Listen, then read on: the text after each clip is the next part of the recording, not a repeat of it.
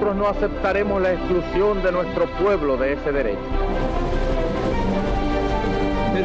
Gorbachev, tear down this wall.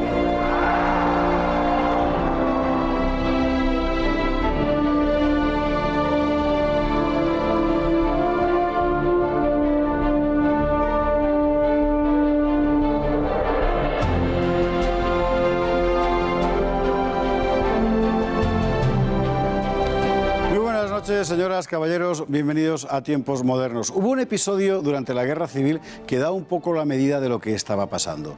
Es cuando Stalin decide escribir a Largo Caballero. ¿Para pedirle que implante la revolución proletaria? No, al revés, para reñirle porque estaba yendo demasiado lejos. Era más radical el PSOE de los años 30 que el propio Stalin.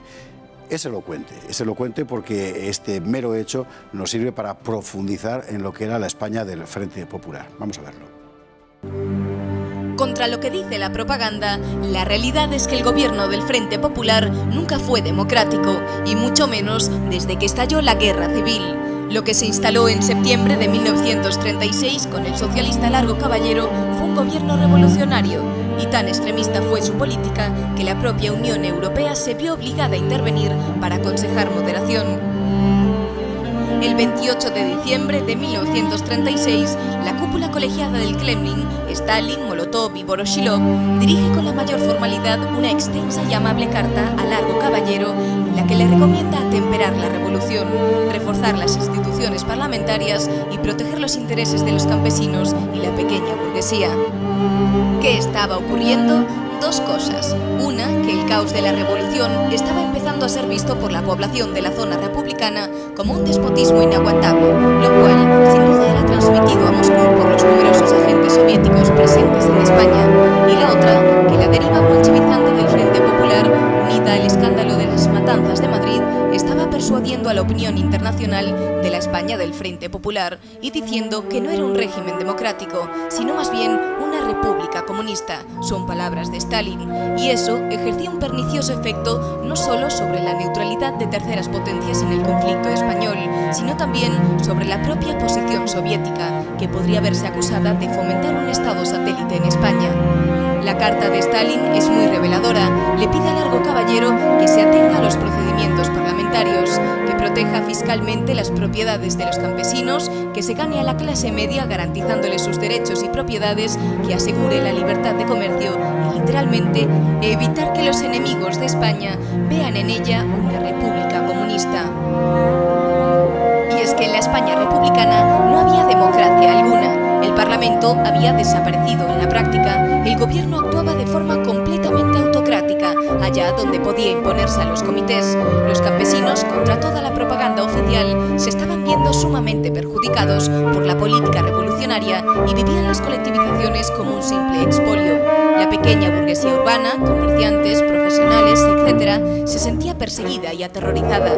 Los socios moderados del Frente Popular habían sido excluidos del poder real, y las potencias extranjeras empezaban a sentirse amenazadas. Esta era la verdadera faz de la España republicana a finales de 1936. Mi querido Fernando Paz, muy buenas noches. Muy buenas noches, José Javier. Sí que debía ser radical Largo Caballero, que por cierto tiene una estatua aquí cerca de Madrid. En fin, Stalin no, pero Largo Caballero sí, para que Stalin le mandara una carta pidiéndole que se moderara. Pues sí, tanto que es conocido como el Lenin español, ¿no? Y a él le gustaba que le llamaran así, ver un hombre que estuvo en la radicalidad, luego parece que se moderó y luego volvió otra vez a una radicalidad extrema, ¿no? La historia construida después de los hechos es una historia que nos habla de un partido socialista radicalizado porque más o menos la derecha le obligó a ello, ¿no? Y han justificado siempre la Revolución de Asturias por la entrada de los ministros de la CEDA en el gobierno, que les correspondía absolutamente... Porque habían ganado las elecciones, hay que recordar, en fin. Por eso, ¿no? Bueno. Pero además no es verdad. La radicalización del PSOE es anterior. A ese respecto, la colección de un diario que se llama Claridad es absolutamente reveladora, sobre todo si tenemos en cuenta que además era el diario de la corriente de Largo Caballero, precisamente, que no era la única del PSOE, es verdad, pero que es la que acaba imponiéndose y es además la que perpetuamente busca el acercamiento con el Partido Comunista, etcétera, ¿no? Vamos a ver. Largo Caballero ha llegado al gobierno en el mes de septiembre del 36. ¿Por qué? Porque se necesita un gobierno, digamos, de lo que llaman ellos concentración antifascista. De lo que ¿Eso qué quiere decir? Alguien capaz de controlar a las milicias que están haciendo de su capa un sayo por todas partes. Efectivamente, cuando estalla la guerra hay un problema muy serio que hace dimitir al jefe de gobierno, Casares, y es que no quiere armar a las milicias, eso que llaman el pueblo, que en realidad son las milicias de izquierda.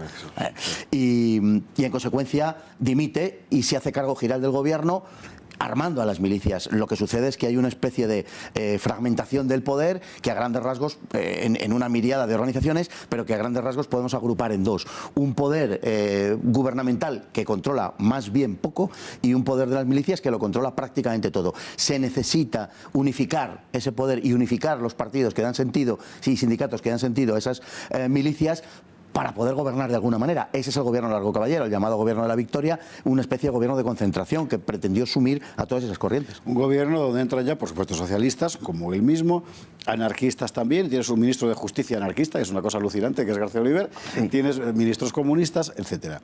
Y, por supuesto, los separatistas y tal. ¿Hasta qué punto realmente consigue controlar el gran problema, digamos, de estructura de Estado que tiene el Frente Popular, que es que en la práctica hay un poder pegado a la calle, no en el frente, en las ciudades, en los barrios, en las fábricas, etcétera, que es quien de verdad manda?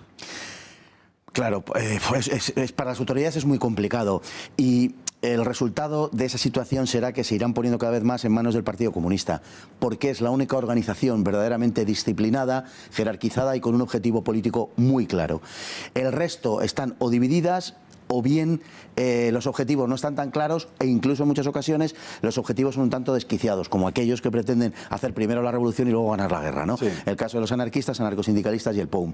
En consecuencia, digamos que la situación demanda una militarización, una jerarquización de las milicias y de los efectivos propios. Eso conducirá a una comunistización cada vez mayor, además, lógicamente, del apoyo de la Unión Soviética, que es esencial para entender todo el proceso. Pero la Unión Soviética lo que le pide a Largo Caballero no es solo eso, que por otra parte es un proceso, como decir, es que si no, estar muerto, como de hecho estaba cayendo absolutamente en el frente, el Frente Popular, sino que lo que le pide, por así decir, es una política, para entendernos, socialdemócrata. Es decir, respeta la propiedad de los campesinos, respeta la libertad de comercio, no asustes a los comerciantes, a los partidos moderados de la derecha burguesa, atráetelos, el Parlamento, muy importante que respetes al Parlamento, se lo está diciendo un hombre que había hecho exactamente todo lo contrario en los 3 meses anteriores. Efectivamente, así es. Lo que pasa es que a Stalin, España le interesa, como será básicamente el caso de Hitler, le interesa por una razón de política exterior, no le interesa de momento por otra cosa. España está muy lejos de la Unión Soviética y es muy complicado gobernar todo aquello, incluso a través de la Internacional Comunista, ¿no? Los objetivos de Stalin son otros, y en ese momento los objetivos de Stalin son los de propiciar un acercamiento a Gran Bretaña y a Francia. Si Gran Bretaña y Francia observan que la Unión Soviética a lo que da lugar es a un proceso en España de radicalización, se van a asustar y no se van a venir a ese pacto, digamos. De manera que lo que hacen es todo lo contrario, es tratar de que en España la política sea muy moderada, protegiendo la propiedad privada, protegiendo a la incipiente clase media, a la pequeña clase media, protegiendo la propiedad e implantando el orden. Muchos militares también se pasarán al Partido Comunista por esa razón. Esa es la táctica de Stalin. Es muy interesante porque de esa carta lo que se deduce es exactamente lo que no estaba haciendo Largo Caballero. Y en el caso concreto de los campesinos, existe el mito del campesino que se levanta contra el oligarca explotador. Lo que le está pidiendo es que respete la propiedad de los campesinos. Es decir, está pensando en los campesinos que efectivamente habían quedado en zona republicana, que no era el jornalero andaluz o extremeño, sino que era el pequeño propietario de Aragón o de Valencia, etcétera, que de repente él, que toda su vida había tenido su huerta, se ve sometido a un proceso de colectivización brutal y se convierte en enemigo de la República. Claro, y por esa razón, después, cuando el Partido Comunista se sienta lo suficientemente fuerte en tiempos de Negrín, ya en el verano del 37, cuando la represión sobre el POUM, precisamente, lo primero que harán después de acabar con el POUM y de meter en cintura a la CNT es acabar con las colectivizaciones de Aragón y devolver esa pequeña propiedad a los propietarios originarios y acabar con los experimentos comunalistas y con los experimentos colectivistas que había llevado a cabo fundamentalmente la CNT. El Partido Comunista estaba en otra cosa. El Partido Comunista siempre deploró ese tipo de actitudes, esas colectivizaciones y la actividad sindical, que es una cosa que se nos pasa muchas veces por encima. Y sin embargo, claro, la CNT era básicamente sindicalista. Entendido. Otra cosa que le pide Stalin a Largo Caballero es que se atenga a la vida parlamentaria. Esto quiere decir que vida parlamentaria en la España del Frente Popular, ninguna. No, absolutamente. Pero ni siquiera formalmente. No, absolutamente ninguna. La vida, bueno, aquello era una fantasmagoría que servía para un propósito esencialmente de política exterior. Es decir, la República mantuvo, mientras había un desorden extremo, digamos, en la vida cotidiana, sin embargo, de cara afuera mantenía pues esa pátina de legitimidad casi autoarrogada, porque ya a esas alturas es absurdo hablar de legitimidad, pero mantenía esa digamos, careta de legalismo. Y en ese sentido le interesaba seguir manteniendo la ficción de que existía un Parlamento. Era absurdo, porque la mitad de ese Parlamento no estaba allí, entre otras cosas porque una buena parte de ellos habían sido fusilados. Muertos ya, efectivamente, o sea, sí, los habían fusilado la otra mitad del Parlamento. También le pide Stalin a Largo Caballero que respete, que proteja más las vidas y las propiedades de las legaciones extranjeras. Y esto nos conduce directamente al episodio del terror en Madrid, porque las matanzas, a partir de Paracuellos y tal, eran sobradamente conocidas en todas partes y, por supuesto, en las embajadas extranjeras, que estaban empezando a cantar. Es que una de las cosas que más, digamos, que peor reputación le granjeó a la República fue, junto a la cuestión religiosa, que fue verdaderamente brutal en las primeras semanas. Y bueno, aquello supuso, pues en fin, que una gran parte de la opinión pública se le pusiera en contra. Fue la cuestión de las legaciones extranjeras. Claro, es que aparecieron también diplomáticos y familiares de diplomáticos asesinados, no se respetó en muchos casos la extraterritorialidad. Eso lo que reflejaba, en definitiva, era lo que Stalin decía en su telegrama. Lo que reflejaba es que no había ningún tipo de ley ni de orden. Largo Caballero le contesta a Stalin, en definitiva, a ese telegrama. Ahora te iba a preguntar, sí, porque la respuesta de Largo Caballero es para enmarcarla. Claro. ¿Cómo era aquello de que la institución parlamentaria nunca ha gozado en nuestro país de mucho crédito, de buena salud? ¿O cómo era aquello? Eso es. Qué cara más Eso duda. es. Él viene a reconocer los excesos en su respuesta, Largo Caballero, va a llamar excesos a la barbaridad que era aquello, pero lo que le dice es que nanay, que aquí mando yo.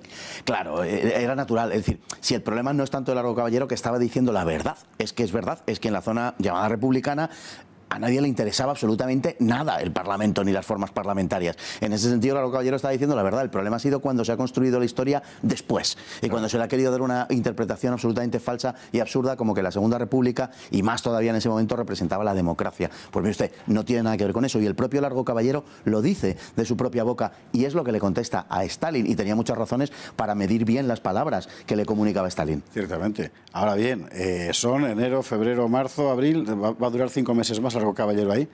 Eso es. ¿Firma su sentencia de muerte política en ese momento con esa respuesta, Largo Caballero? En la medida en que Largo Caballero, y hay que decirlo en este caso también en parte, más que en su debe, en su haber, en la medida en la que Largo Caballero se niega a ser controlado por los soviéticos, en la medida en la que eso sucede, y sucede en cierto modo, naturalmente sí, claro, los soviéticos tienen que buscar otro hombre, que será Negrín. Largo Caballero no es tan maleable, es un personaje muy primitivo, pero en su primitivismo ideológico y personal no puede soportar ser controlado, como intentaba, por ejemplo, el ministro Rosenberg, el ministro soviético, en Madrid, el embajador. Sí, ¿no? Entonces, la postura de Largo Caballero, por lo menos, digamos que destila un cierto sentido de la honra. Orgullo nacional. Sí, hasta cierto punto sí, hasta cierto punto sí. Pero le duró poco. Le duró poco. En fin, el mayo finalmente cayó en el episodio que, por cierto, hemos contado aquí en este programa del POUM y de los hechos de Barcelona, mayo del 37. Mi querido Fernando Paz, muchísimas gracias. Pues un verdadero placer. Cada día se hace más corto esto, ¿eh? Cada día se hace más corto, va a haber que alargarlo. Es cierto. Y a ustedes, como siempre, muchísimas gracias. Muy buenas noches.